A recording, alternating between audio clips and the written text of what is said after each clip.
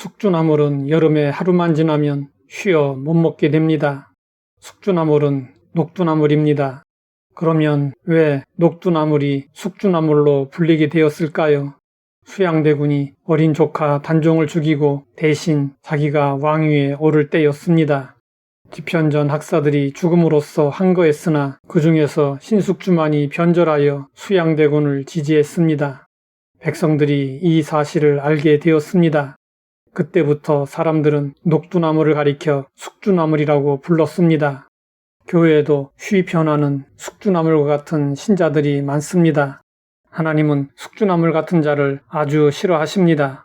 하나님은 심지가 견고한 사람을 좋아하시고 은혜를 베풀어 주십니다. 성경은 말씀하고 있습니다. 주께서 심지가 견고한 자를 평강하고 평강하도록 지키시리니 이는 그가 주를 신뢰함이니이다. 그러면 심지가 견고한 사람은 어떤 사람일까요? 심지가 견고한 사람은 마음이 한결같은 사람입니다. 마음가짐이나 의도가 어떤 경우에도 흔들리지 않습니다. 심지가 견고한 사람은 변덕이 없는 사람입니다. 두 마음을 품지 않고 두 주인을 섬기지 않습니다. 이랬다 저랬다 하지 않습니다. 욥이 고난을 당하자 그의 아내가 욥에게 저주의 말을 했습니다. 그래도 자기의 온전함을 굳게 지키느냐 하나님을 욕하고 죽으라. 그러자 욥은 이렇게 말했습니다. 그대의 말이 한 어리석은 여자의 말 같도다. 우리가 하나님께 복을 받았은즉 화도 받지 아니하겠느냐. 다니엘을 시기하는 다른 신하들이 다니엘을 무너뜨리기 위한 법을 만들었습니다. 다니엘은 그 법을 어기면 어떻게 되는지 잘 알고 있었습니다. 하지만 다니엘은 여전히 전에 하던 대로 하나님을 예배하는 일을 계속했습니다.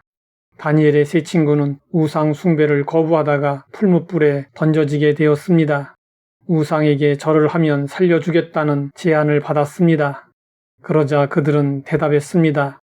우리가 왕의 신들을 섬기지도 아니하고 왕이 세우신 금신상에게 절하지도 아니할 줄을 아옵소서. 다니엘의 세 친구는 살기 위해 뜻을 굽히지 않았습니다.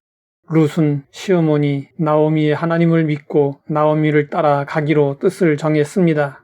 나오미가 극구 만류하자 룻은 말했습니다. 만일 내가 죽는 일 외에 어머니를 떠나면 여호와께서 내게 벌을 내리시고 더 내리시기를 원하나이다. 룻은 끝까지 나오미를 따랐습니다. 욥, 다니엘의 세 친구 룻은 모두 심지가 견고했습니다. 그러면 어떻게 해야 심지가 견고한 사람이 될 수 있을까요? 이는 그가 주를 신뢰함이니이다. 하나님을 신뢰한다는 것은 하나님의 약속을 내 것으로 삼고 그 약속을 믿고 어려움을 참고 견디며 나아가는 것을 말합니다. 하나님은 흔들리지 않는 만세반석이십니다. 만세반석 하나님만을 신뢰하면 심지가 견고해집니다.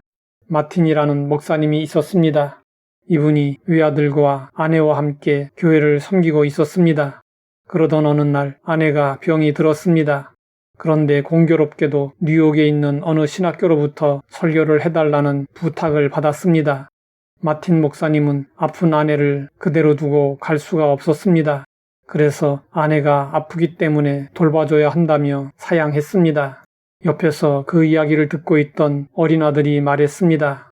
아버지, 설교하러 가십시오. 아버지보다 10배, 100배 능력이 있으신 하나님이 지켜주시지 않습니까? 어린 아들의 말을 듣고 마틴 목사님은 큰 충격을 받았습니다. 마틴 목사님은 신학교에 가서 설교하고 돌아왔습니다. 그리고 시를 한 편 썼는데 그것이 찬송가 너 근심 걱정 말아라 입니다. 너 근심 걱정 말아라 주 너를 지키리. 주 날개 밑에 거하라 주 너를 지키리. 주 너를 지키리 아무 때나 어디서나 주 너를 지키리 늘 지켜주시리. 성경은 말씀하고 있습니다. 너는 마음을 다하여 여호와를 신뢰하고 내 명철을 의지하지 말라.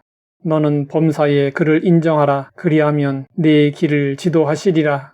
오늘 이 시대가 어렵고 위험할지라도 결코 두려워할 필요가 없습니다. 하나님께서 우리의 영원한 반석이 되어주시기 때문입니다.